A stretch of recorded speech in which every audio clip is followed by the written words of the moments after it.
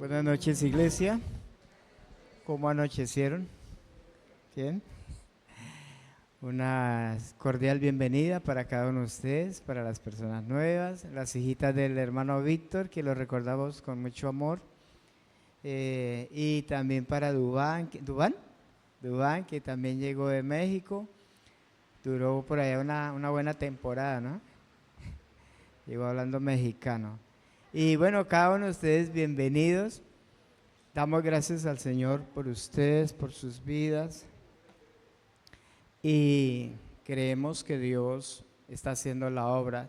¿Y sabe qué es lo importante, hermanos, del Evangelio y de las cosas del Señor? Creer. Creer. Porque a veces somos cristianos que medio creemos. O sea, somos mediocres. ¿Sabe qué es un mediocre? Alguien que medio cree. Que cree a medias. Pero yo he aprendido que en el Señor se cree o no se cree. Entonces, cuando creemos a medias, quedan muchos vacíos en el corazón. Quedan muchas grietas.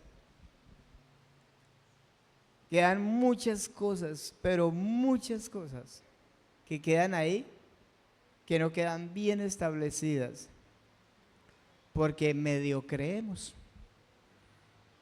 ¿A usted le gustaría que alguien medio creyera en usted? ¿Verdad que no? Yo creo que a Dios no le gusta que nosotros creamos a medias, sino que creamos de verdad. De verdad.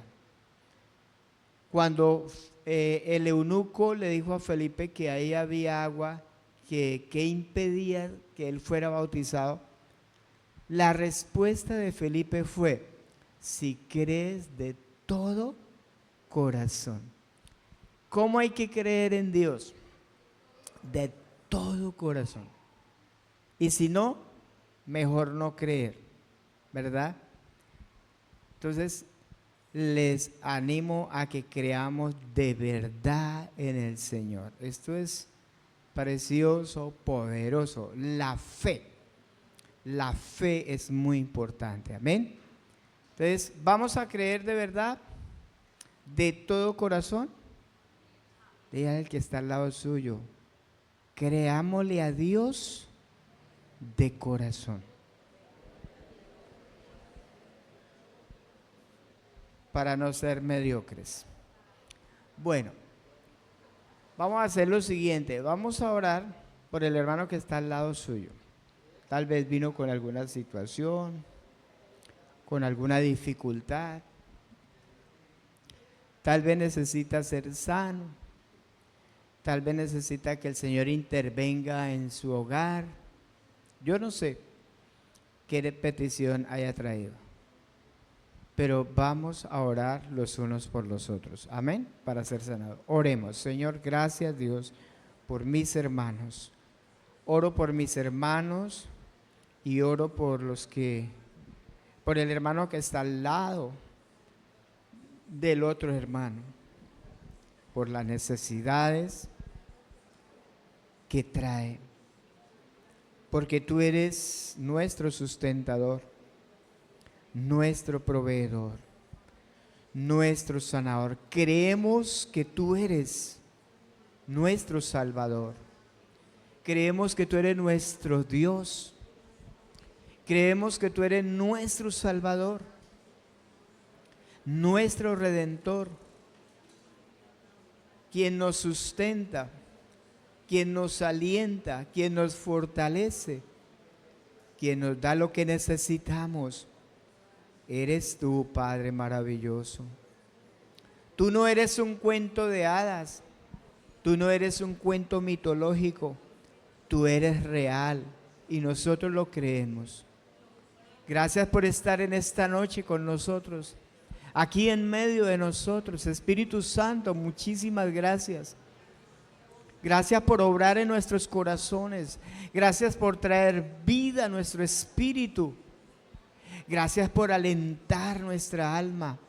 Gracias por abrir nuestros ojos a tu verdad, a tu palabra. Gracias por producir fe en nosotros. Maravilloso Dios, hoy te alabamos y bendecimos tu nombre. Gracias por ministrar a las necesidades de nosotros. Señor, en tus manos de amor están nuestras vidas, están nuestras familias, están nuestros hijos. Señor, está nuestra economía, nuestra salud, todo lo que somos, todo lo que tenemos, está en tus manos, Señor. Gracias, mi buen Dios.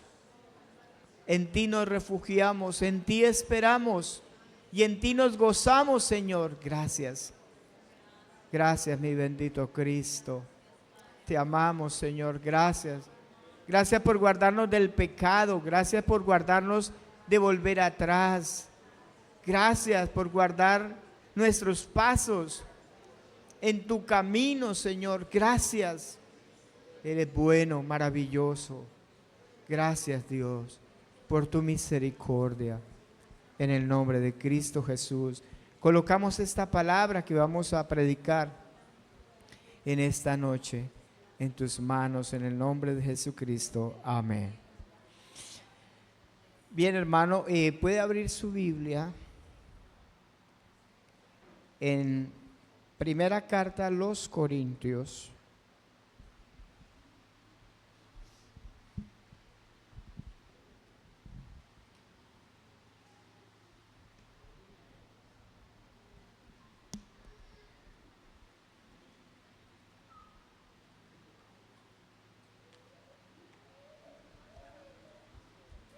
En el capítulo 11,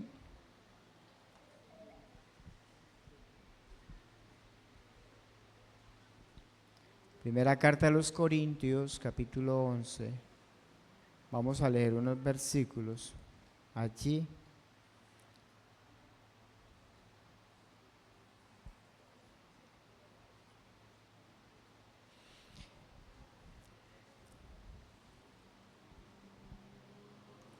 Bueno, ya ahorita que salga en la pantalla, entonces lo comenzamos a leer. Primera Corintios, capítulo 11. Primera carta a los Corintios, capítulo 11. Dígale al que está al lado suyo, no me vaya a interrumpir, que voy a escuchar la palabra. Y al que esté hablando lo hacemos poner de pie.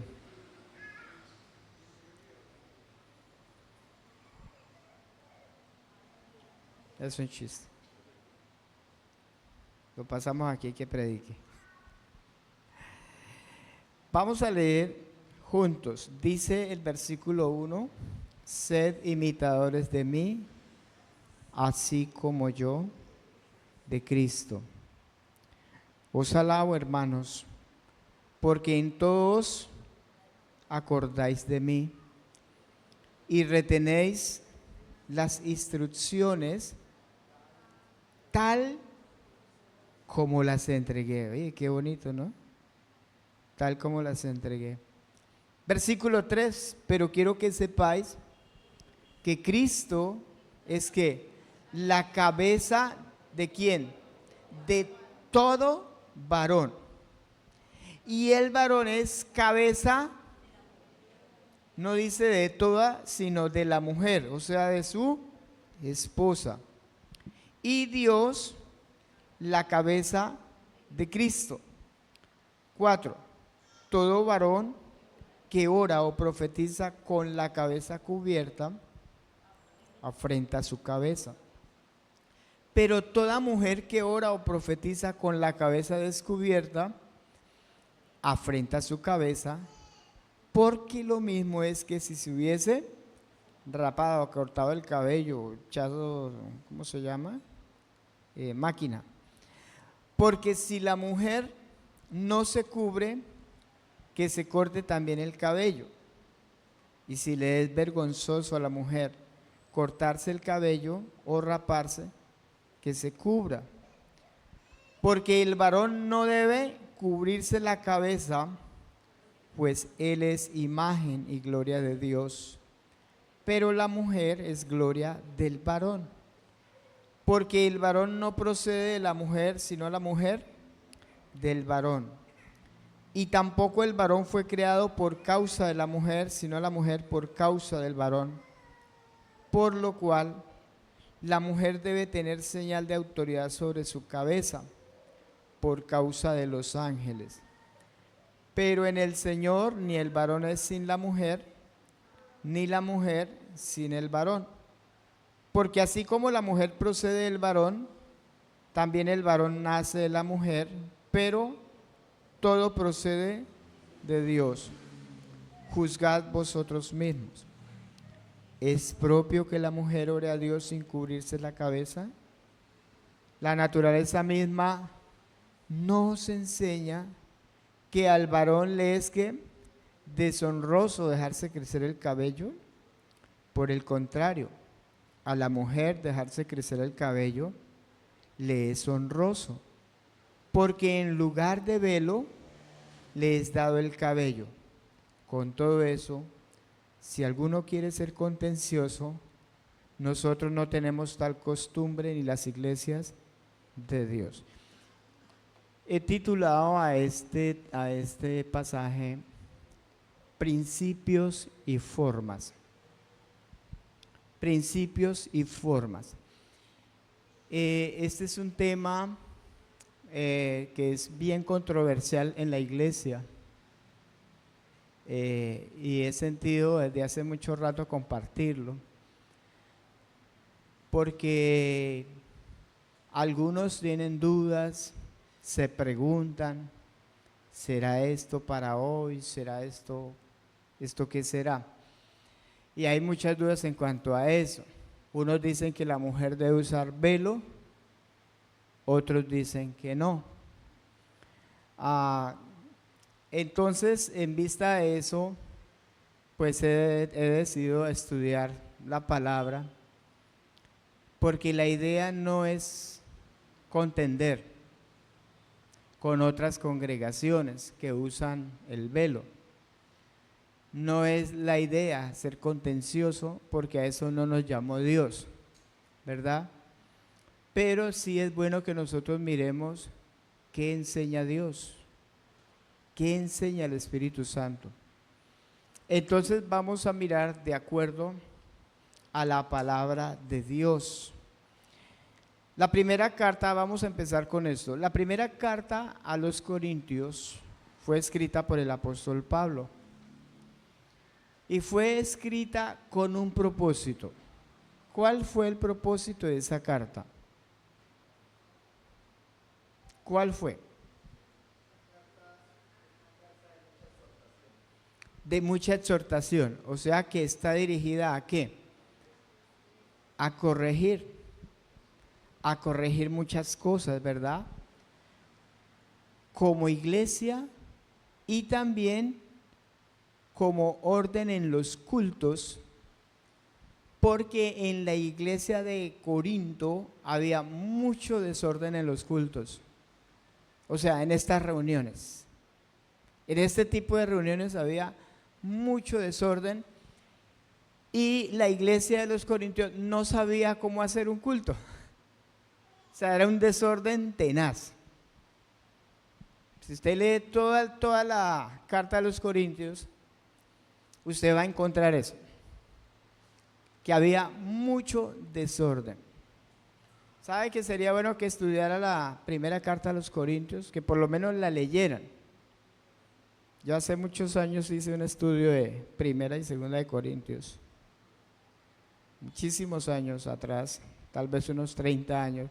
Fue muy edificante poder haber hecho ese estudio. Entonces, es una carta correctiva.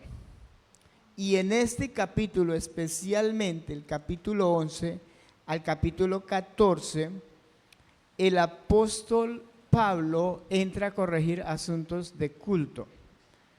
¿Ustedes creen que un servicio como este debe tener un orden? ¿Qué dice la Biblia? ¿Que Dios es un Dios de qué? De orden, ¿verdad? ¿Y qué pasa donde hay desorden? Si usted entra a una casa y está desordenada, ¿cómo se siente la persona? Pero qué rico es, qué bueno es entrar, que una persona entre a una casa y esa casa esté bien ordenada, ¿cierto? Así deben ser los servicios al Señor. Deben tener orden. Y porque el culto o el servicio al Señor tiene un propósito. ¿Cuál es el propósito de este culto? O de esta reunión congregacional. ¿Cuál es el propósito? ¿Cómo? Edificarnos. ¿Qué más? ¿Solo edificarnos? Honrar a Dios. Por eso cuando estamos cantando, no estamos pensando por allá en ¿qué pasará? ¿Quién se mira a comer el arroz que dejé allá en la casa? Yo dejé una empanada en la nevera. No. Nosotros estamos acá porque estamos honrando a Dios y estamos centrados en Dios. Y por eso usted siente levantar sus manos, honrarlo, alabarlo.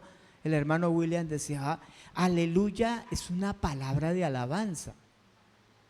Una palabra que, vamos a decirlo, halaga a Dios. Entonces cuando usted dice aleluya, usted está adorando y exaltando a Dios, creador de los cielos y la tierra. Mira lo importante que es uno estar concentrado en el servicio. No se despiste, ¿sí? A veces uno parece un ventilador. Mira quién llegó, quién salió, ¿verdad? Hay hermanitos que entran al culto y salen corriendo a contestar el teléfono.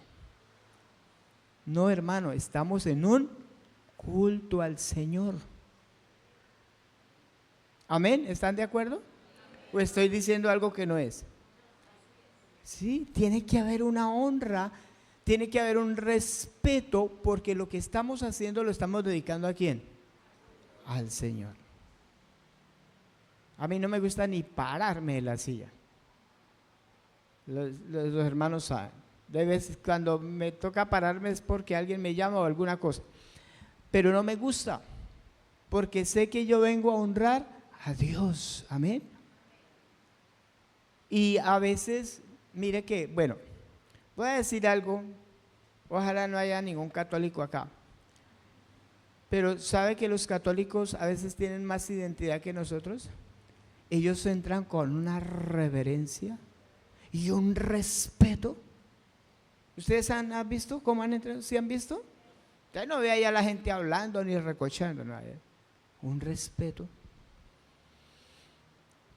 Los adventistas, ellos guardan un respeto por su servicio, y cuando una mujer está en embarazo, ¿sabe qué le dice al bebé?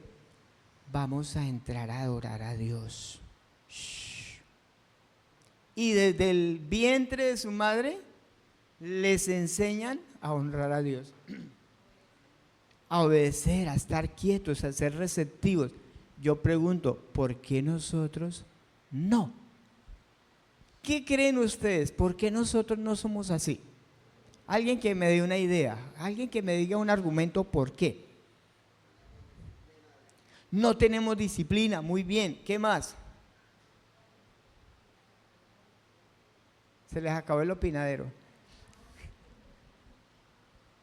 Porque no le damos importancia, porque no estamos dándole el valor que merece un servicio como este.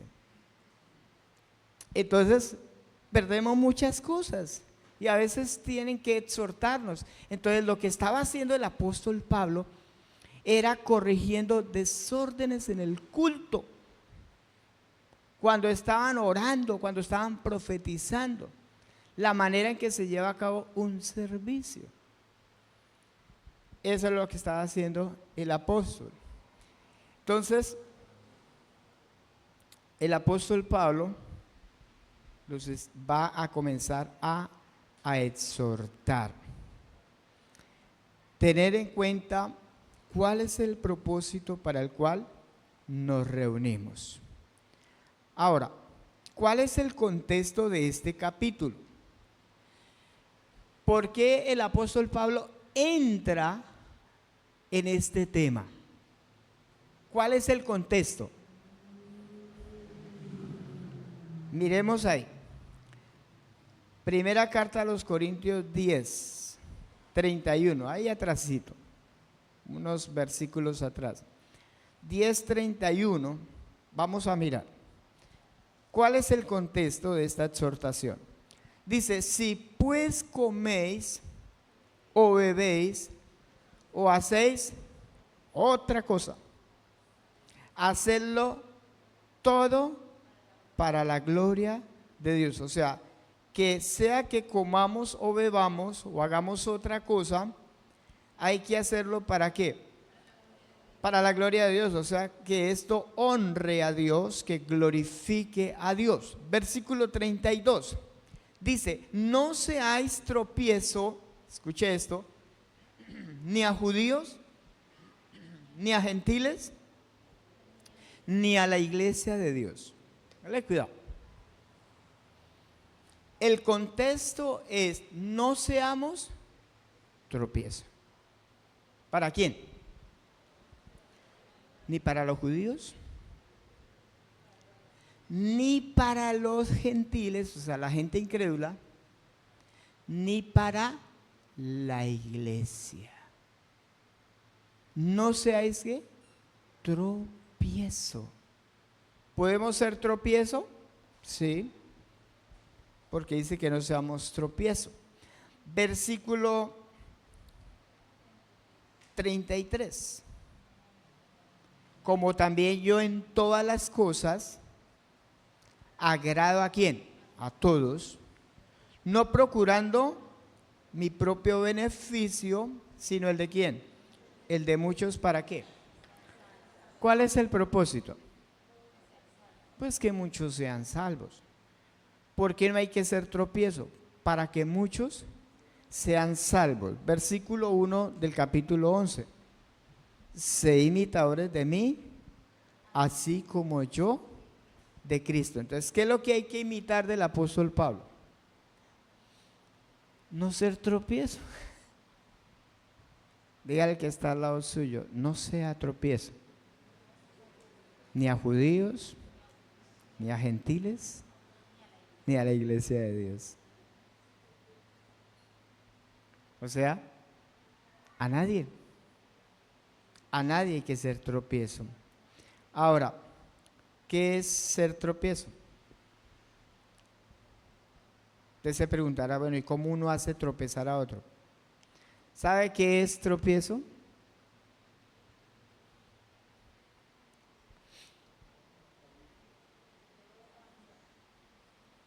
Hacer que otro pierda la fe.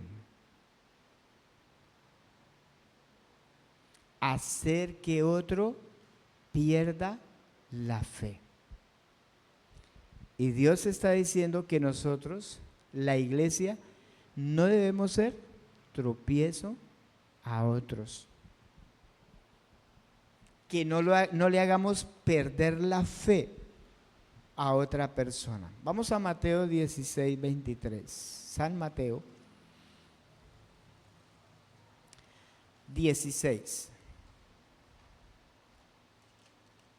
23. O sea, no tenemos que agradarnos a nosotros mismos.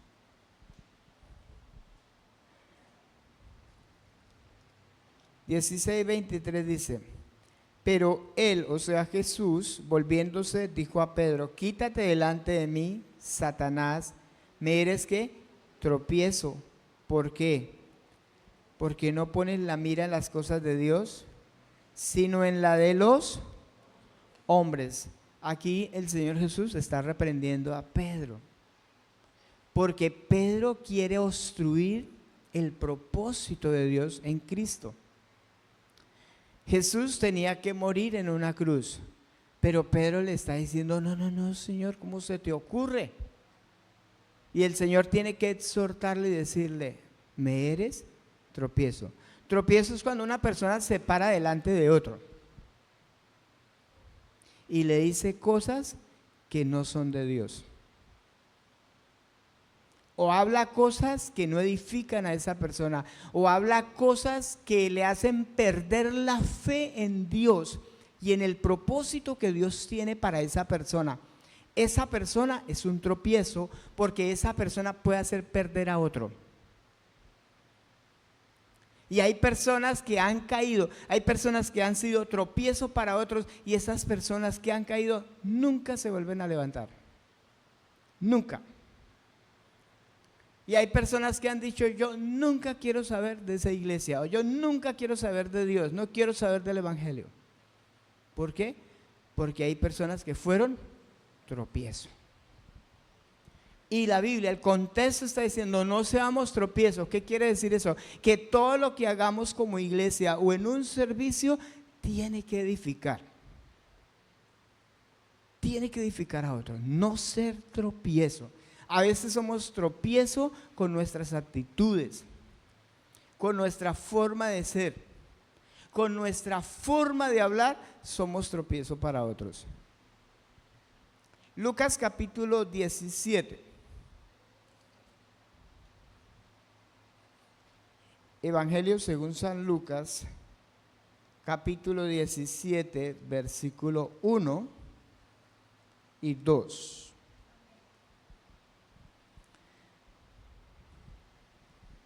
Dice: dijo Jesús a sus discípulos: imposible es que no vengan tropiezos, ¿más qué?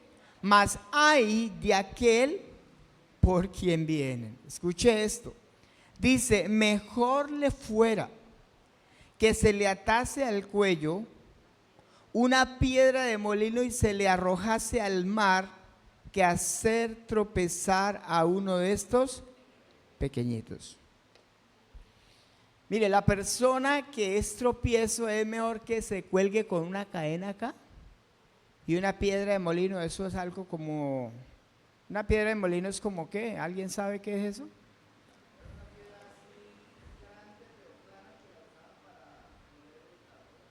Para moler. Pesada. Imagínese derechito al fondo del mar. Dice que es mejor eso que ser tropiezo.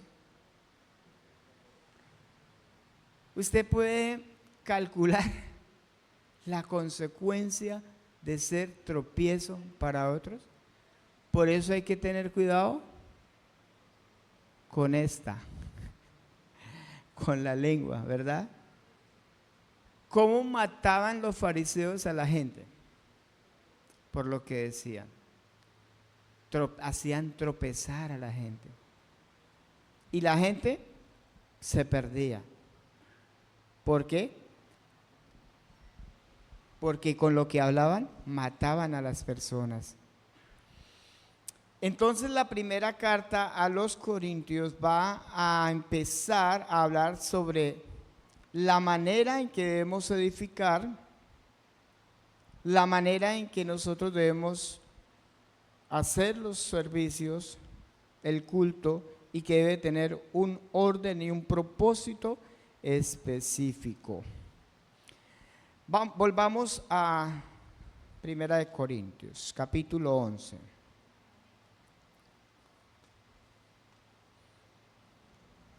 Primera de Corintios, capítulo 11, versículo 2.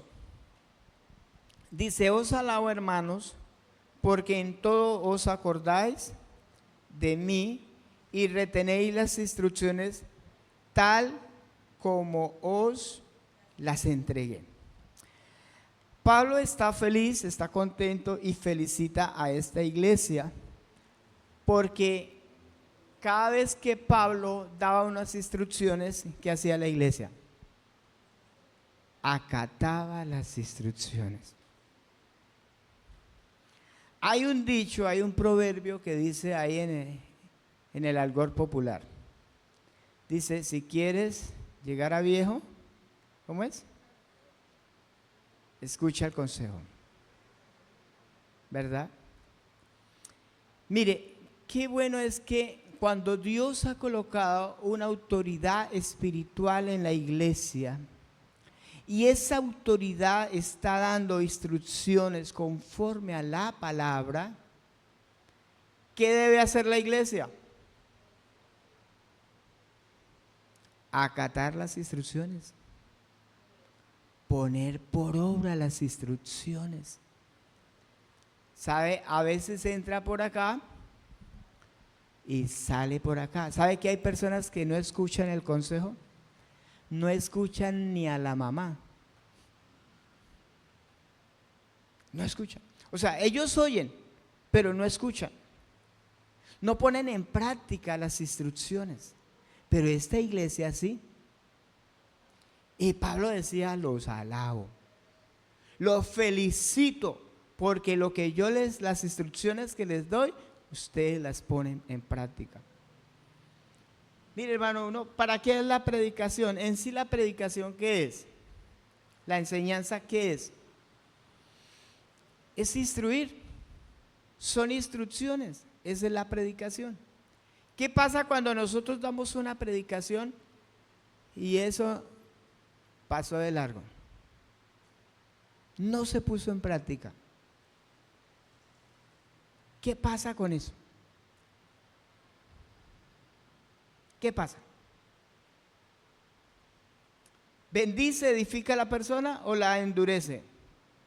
La endurece y esa persona después no le hace caso a nadie, ni a Dios. ¿Por qué? Porque endureció su corazón. Qué bueno es acatar las instrucciones, hermano. Yo quiero animarlo a que lo que usted escuche de Dios, usted pueda decir, yo quiero poner en práctica esto que estoy escuchando. Porque la vida cristiana y el crecimiento espiritual es para aquellos que escuchan, reciben y ponen en práctica la palabra de Dios. Amén. Así debe ser una iglesia, hermano. Si a mí me enseñan, por ejemplo, sobre la oración, que un creyente debe orar, ¿qué debo hacer yo con esa palabra? Acatarla, guardarla. Oiga, sí, yo debo orar. Oiga, sí, yo debo ayunar. Oiga, sí, yo debo congregarme. Oiga, sí. ¿Por qué? Porque eso es acatar las instrucciones de Dios. Entonces Pablo felicitaba a esta iglesia porque de hecho esta iglesia veía a Pablo como una autoridad espiritual. ¿Sabe que Dios siempre ha puesto autoridades espirituales en una iglesia? Imagínese donde no hubiera una autoridad espiritual. ¿Cómo sería esta iglesia? Un completo desorden. Imagínese en su hogar donde todos mandaran, sus hijos, usted, la esposa, donde todos mandaran. ¿Quién haría caso? Nadie. Habría un desorden. Pero Dios ha puesto autoridad espiritual ¿para qué? Para instruir, para dirigir, para enseñar, para crecer. Para eso Dios ha puesto una autoridad espiritual. Entonces, cuando usted acata, usted es obediente. Cuando usted hable y cuando usted sea un líder, una persona de autoridad, ¿qué va a pasar? También esas personas van a acatar sus instrucciones. ¿Vamos bien hasta ahí? Bien.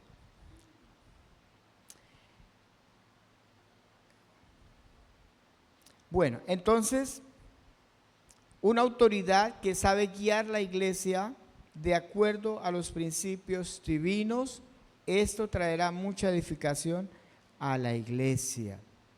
Y cuando la iglesia practica los consejos de Dios, es una iglesia sana, una iglesia saludable. Vamos a Proverbios capítulo 1, versículo 1 al 7.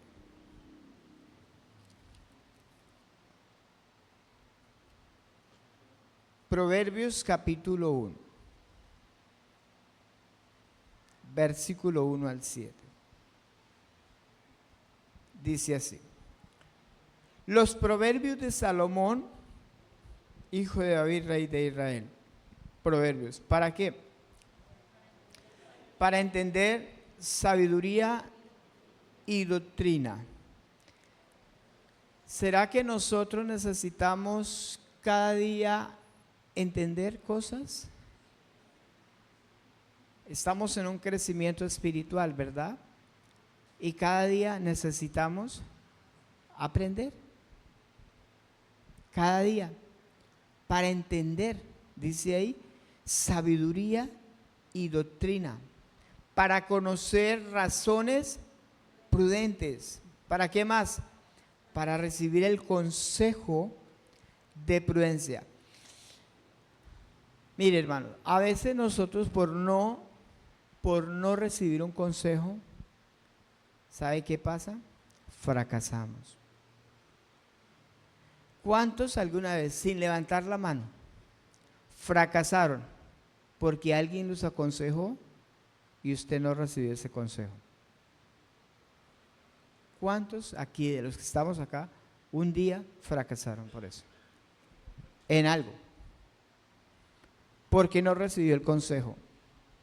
Dice, para recibir el consejo de prudencia, justicia, juicio y equidad. Para dar sagacidad ¿a quién? A los simples, a los sencillos, a los que no tienen mucho conocimiento. A los jóvenes inteligencia y cordura. Oirá al sabio. ¿Y qué va a pasar? Aumentará el saber. Si usted sea un sabio, cuando usted escucha instrucciones de Dios, ¿qué va a pasar? Aumenta el saber. Y el entendido adquirirá consejo. Es muy importante escuchar el consejo, acatar lo que nos están diciendo. Para entender proverbio y declaración, palabras de sabios y sus dichos profundos. Versículo 7. El principio de la sabiduría es ¿qué? El temor de Jehová. Pero los insensatos, ¿qué hacen? Desprecian la sabiduría y la enseñanza. ¿Sabe qué hace un insensato? No le interesa la palabra. Un insensato no escucha. Un insensato no le presta atención. Él está en todo menos prestando atención, porque no le interesa. ¿Quién es esa persona que no recibe, que desprecia la sabiduría y la enseñanza? Es un insensato. Así lo llama la palabra del Señor.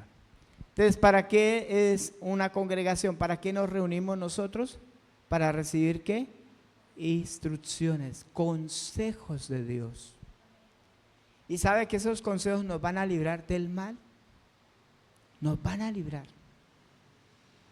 Nos van a librar del mal, de la muerte, de la misma muerte nos va a librar. ¿Cuándo? Cuando escuchamos.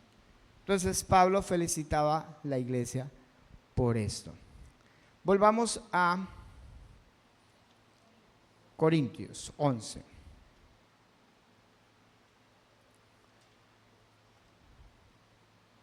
Versículo 3. Dice, pero quiero que sepáis que Cristo, después de haberles dicho todo esto, dice que Cristo es la cabeza de todo varón y el varón es la cabeza de la mujer y Dios la cabeza de Cristo. ¿Por qué Pablo está diciéndole a la iglesia, aunque ustedes han escuchado los consejos, acatan las instrucciones, ponen por obra? Yo quiero que ustedes sepan algo. Quiero que sepan esto. ¿Por qué el apóstol Pablo les está diciendo, yo quiero que sepáis? ¿Qué era lo que probablemente estaba pasando en esa iglesia? ¿Qué no sabían? ¿O estaban ignorando? Quería enseñarles algo que ellos estaban ignorando, bien sea que no conocían o que lo estaban pasando por alto, y era que un principio de autoridad dado por Dios. ¿Para qué? Para conservar el orden dentro de la iglesia. Hay un principio, todo tiene un principio. ¿Sabe qué es un principio? Algo que está desde el principio. Algo que ha sido establecido, es un parámetro. ¿Desde cuándo está? Desde el principio. Por eso se llama principio. Entonces, Pablo empieza a hablarles de un principio de Dios. Un principio, y es: quiero que sepáis que Cristo es la cabeza de todo varón. Y el varón es cabeza de la mujer. Y Dios, la cabeza de Cristo. Entonces hay un orden, hay un principio de autoridad dentro de la iglesia que se debe practicar dentro de los servicios y reuniones de iglesia. La idea o el propósito es honrar al Señor y edificar la iglesia. Entonces, Cristo es la cabeza de todo varón. ¿Qué significa la cabeza en ese contexto?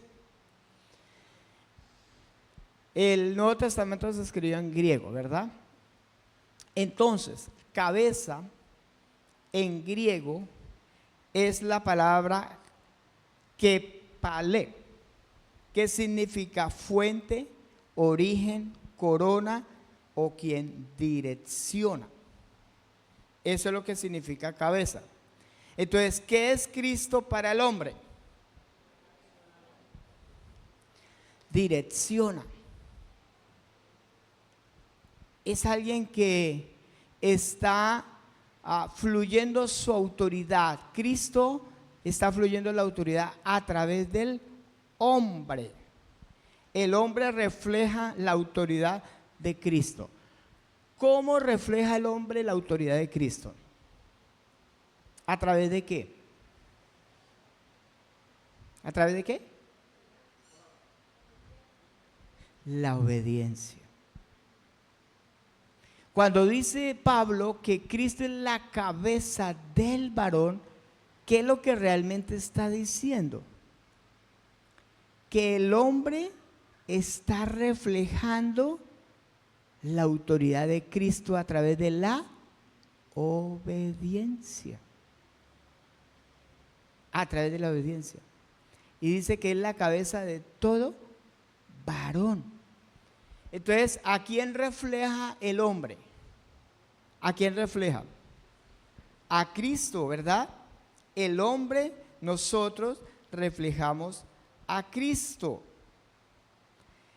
a través de la obediencia a la palabra de Dios. Amén. Entonces, ¿qué es lo que le da autoridad al hombre? Obedecer. ¿Qué es lo que nos da a nosotros autoridad como hijos de Dios? Cuando usted le habla a alguien, ¿qué le da autoridad para decir eso? La obediencia, ¿verdad? Un ejemplo, como pastor, ¿a mí qué me da la autoridad? ¿Un presbítero? ¿Una misión? No, la obediencia a Cristo. Si yo estoy sujeto a Cristo y Cristo es mi cabeza, entonces yo puedo tener autoridad. ¿Qué pasa si yo soy desobediente a Cristo? Hasta ahí llega mi autoridad. Hasta ahí llega. ¿Verdad? Porque lo que nos da autoridad es la obediencia. ¿Qué te da autoridad a usted como siervo del Señor, como siervo de Cristo? Lo mismo, la obediencia, ¿verdad? Entonces, a esto es que se refiere que Cristo es la cabeza de todo varón en relación a ese principio de autoridad que es el encargado de direccionar y proveer lo que necesita. El hombre está adherido a Cristo para cumplir el propósito de Dios. Cristo es la cabeza de todo varón. Quiere decir que nosotros nosotros debemos reflejar a Cristo a través de la obediencia. Amén. Si no somos obedientes, ¿cuánta autoridad tendremos de Cristo? Nada. No tendremos autoridad. Pero si estoy sometido a Cristo, Cristo es mi cabeza, puedo tener autoridad. Y entonces ahí es donde dice, y el varón es cabeza de la mujer. ¿Qué significa eso? Que el hombre comparte a su esposa lo que recibe de Cristo. Lo da, lo transmite. ¿Qué transmite? A su esposa vida, carácter, amor, etc. En otras palabras, soy lo que Dios dice que soy. Entonces, si yo estoy unido a Cristo y estoy adherido a Él, Él es mi cabeza, Él es mi autoridad, esa autoridad de Cristo va a fluir a través de mi vida. ¿Y a quién se la voy a compartir? A mi esposa. A mi esposa. Si no soy obediente a Cristo, ¿cómo va a estar mi esposa? ¿Puedo ser cabeza de la mujer? ¿Puedo transmitirle vida? ¿Puedo transmitirle lo de Dios? ¿Puedo transmitir lo de Cristo? No, tengo que estar unido a Cristo, adherido a Cristo. Entonces se está estableciendo un orden. Cristo es la cabeza del varón y el varón es la cabeza de la mujer. Efesios capítulo 5, versículo 23. Efesios capítulo 5, versículo 23. Y 24.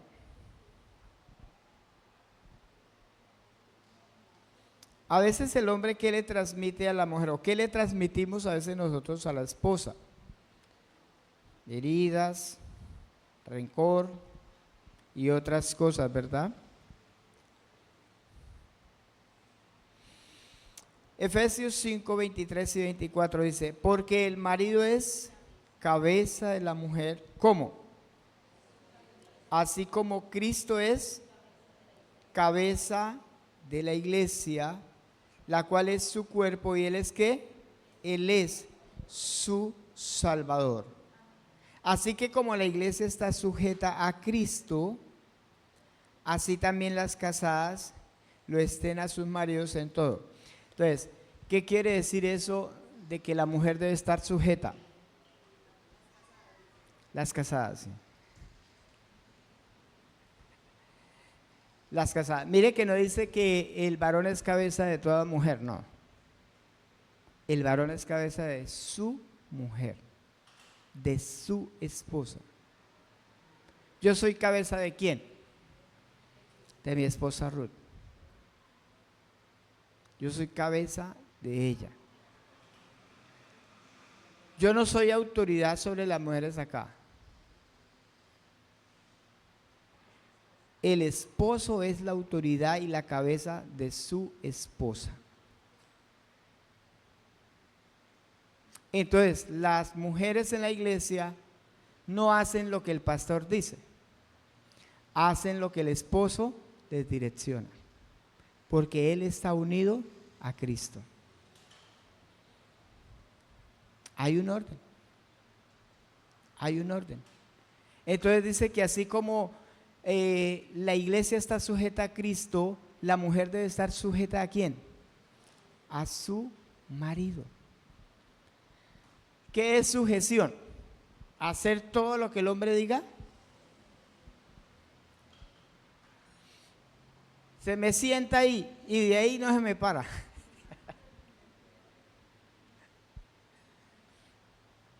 ¿Qué es sujeción? Levante la mano, tenga la manito levantada. ¿De cuántas partes se compone el brazo? ¿Cuántas partes? 3, mano, brazo, antebrazo, ¿sí? ¿Sí es así? Bien. Entonces la mano está unida ¿a qué parte? ¿Al antebrazo o al brazo?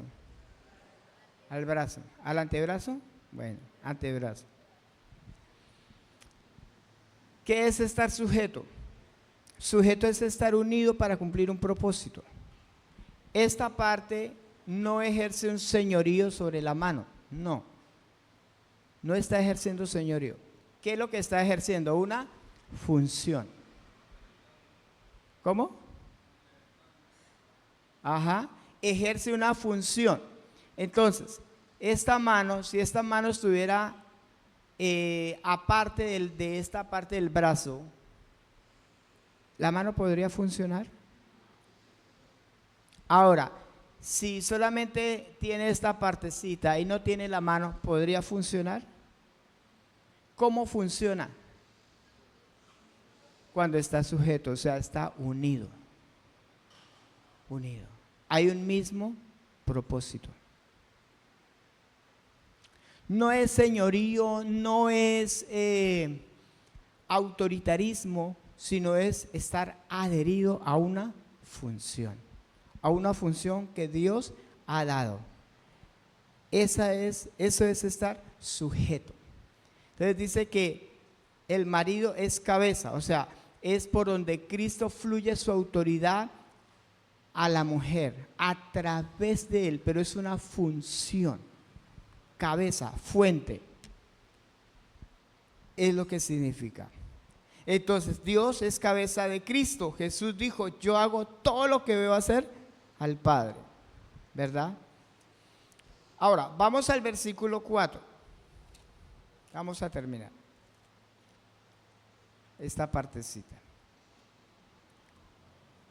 Dice, todo varón que ora o profetiza con la cabeza cubierta, afrenta su cabeza. ¿Qué es afrentar? Afrentar es deshonrar. O sea que según lo que Pablo está diciendo ahí, el hombre que ora con la cabeza cubierta, ¿a quién deshonra? A Cristo.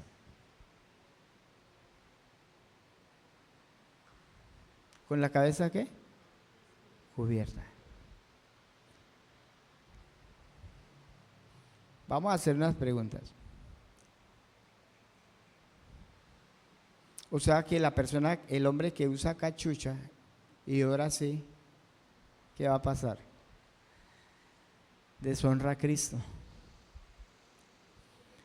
Pregunta, ¿cuál es la base escritural que Pablo usa para hablar sobre eso? ¿Qué base escritural utilizó Pablo para decir que el hombre no debe orar con la cabeza cubierta? Pablo usó una base escritural porque todo lo que Pablo decía tenía una base escritural. Pablo no va a hablar por hablar, ¿cierto? No va a hablar por hablar. Si Pablo está dando unas instrucciones es porque él tiene un contexto y tiene una base bíblica para decir lo que está diciendo. ¿Dónde? ¿Cuál es la base escritural?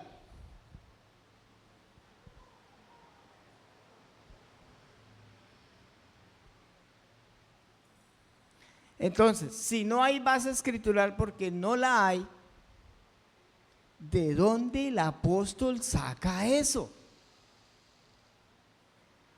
¿De dónde sacó eso?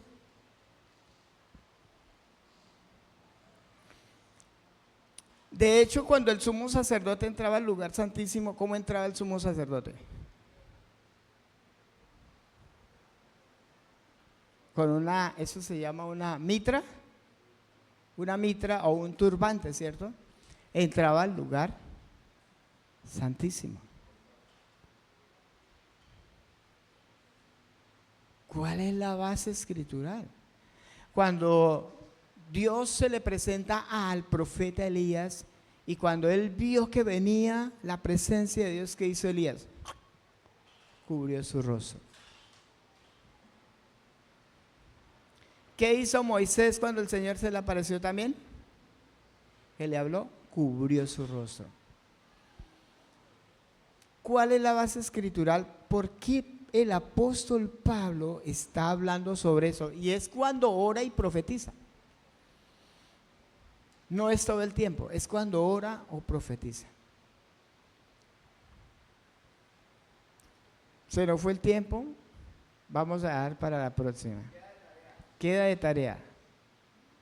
Encuentren la base escritural, y si no, ¿de dónde sacó el apóstol Pablo eso?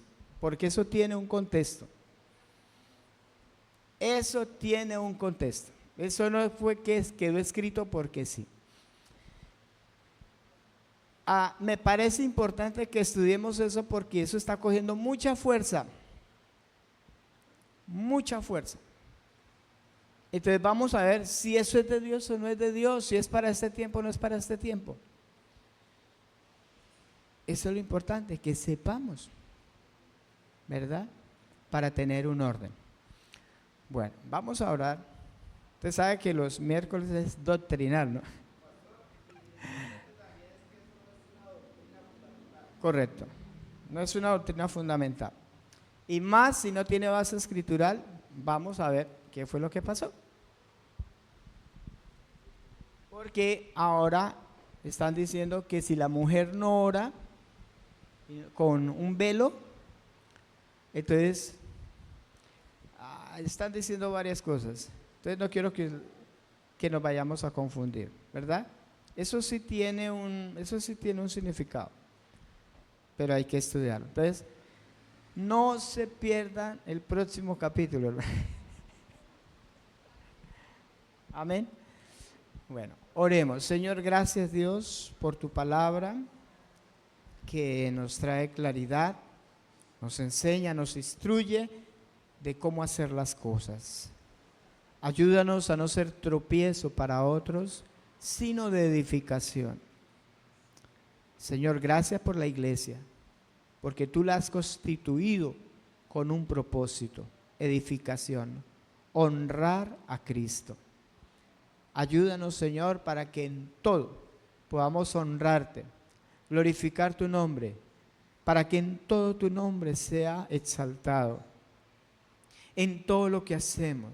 Que cuando vengamos a un servicio, vengamos con mucha reverencia y podamos acatar las instrucciones que tú nos das. A través del siervo, el que predica, el que enseña, el diácono, Señor, a quien tú estés usando en este lugar, que le prestemos atención y acatemos las instrucciones. Señor, gracias, amado Cristo, por estar en nosotros y por colocar un principio de autoridad. Gracias, mi buen Señor, en el nombre de Cristo Jesús. Amén. Hermanitos, una feliz noche para todos. Dios los guarde. No se vaya sin antes saludar 5 o 10 personas, especialmente si usted ve que es una persona nueva, salúdela. Un abrazo para todos. Que